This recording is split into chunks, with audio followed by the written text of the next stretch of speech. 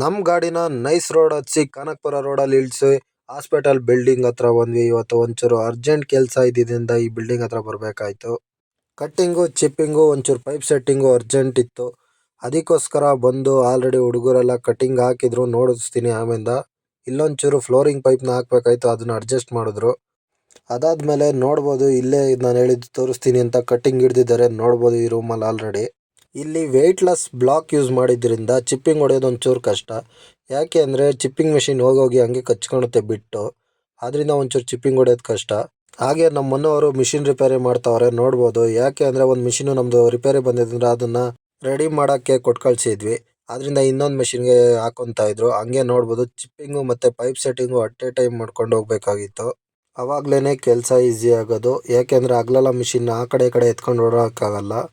ಹಾಗೆ ಇದ್ರ ಜೊತೆಲಿ ಪ್ಲಂಬಿಂಗ್ ವರ್ಕ್ ಕೂಡ ನಡೀತಾ ಇದೆ, ನೀವೇ ನೋಡ್ಬೋದು. ಆಮೇಲಿಂದ ಬೇರೆ ವಿಡಿಯೋದಲ್ಲಿ ಅದನ್ನು ತೋರಿಸ್ತೀನಿ ನೋಡಿ. ನೀಟಾಗಿ ಎಲ್ಲ ಪೂರ್ತಿ ರೂಮ್ ಕಂಪ್ಲೀಟ್ ಆಗಿದೆ.